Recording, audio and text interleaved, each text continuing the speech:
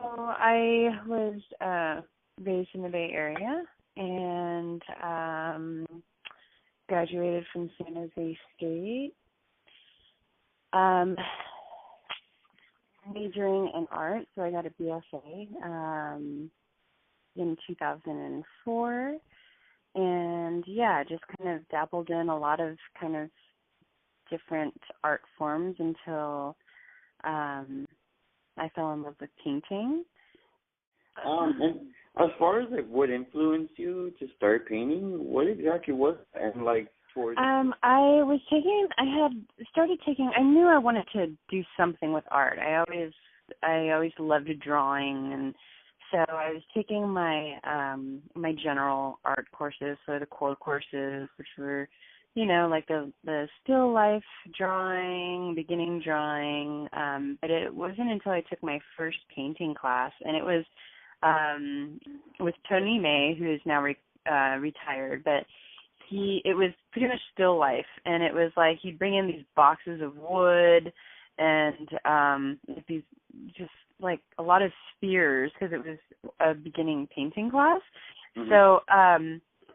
So the subject matter was not inspiring at all. It was just like, paper and spheres and vases and, just very simple objects. But it was the feel of the paint on paper. And we had started painting. I hadn't painted on canvas ever before. But it was just like the quality of the paint on paper. Like it just physically felt so good. And it was, and 3 hours would go by so fast, and it was just really meditative for me. And how did you incorporate the art into your life? Like, let's say, if you were stressed, did that ever have an effect in what exactly you painted or what you created? Yeah, like once I started finding, when I began finding a voice, and well, when I understood, I think that and accepted that art was a voice.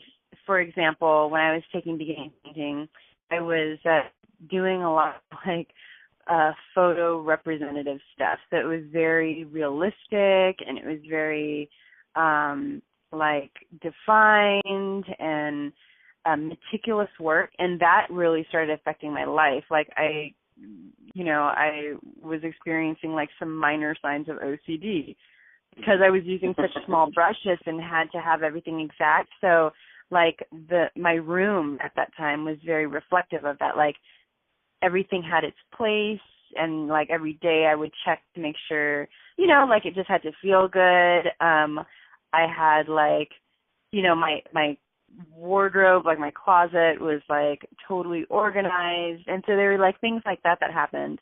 And then once I started becoming more expressive in my work, then like that kind of fell to the side. Since I was in school, like the stress was always, what are you going to do with your life? That was always like the pressure, with any student really, like what am I going to do with this education? But, once I found my voice in that and I dedicated myself to art, I was taking all studio courses, and studio courses are 3 hours long, and I was taking like 18 to 21 units.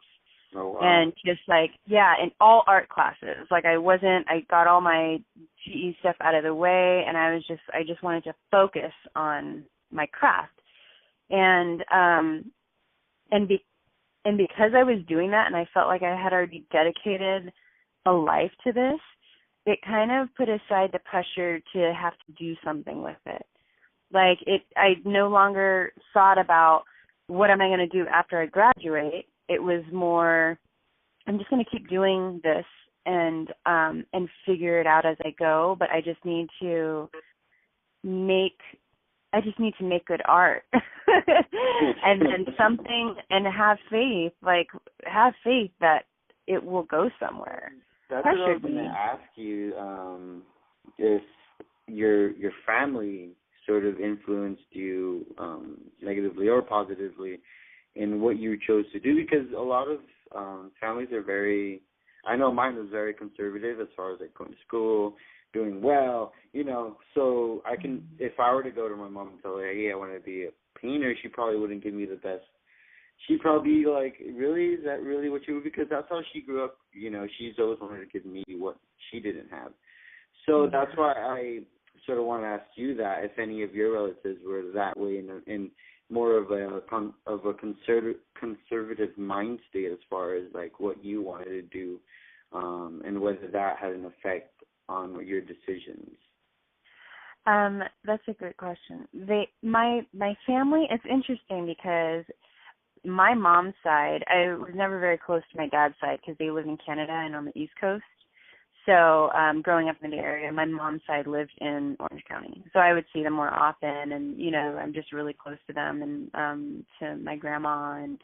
And my grandmother raised 10 children, and she came from a very creative family. Like, they were intellectuals. They were, into literature, music, not so much fine art that I know of. Like, they didn't practice like painting or, like making things with their hands, but they were very, they really valued the arts. And, like, they all play instruments, which is pretty, or most of them play instruments, but I have like, one of my grandmother's, brothers was a composer, and his music is still sung today, like, in the United States, in church hymns. So he wrote hymns for the Catholic Church. And so they came from a very creative family. So it was never, it was always appreciated. So, yeah.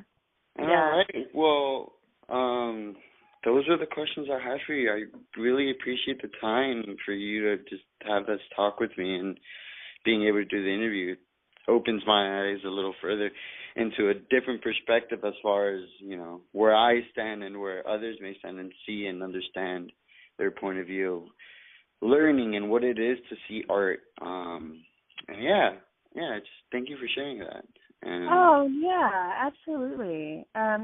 Thank you for reaching out, and let me know if you have any other questions. And I tend to ramble, so thanks for being patient. If you get me on a tangent, I'll just go. And it's just,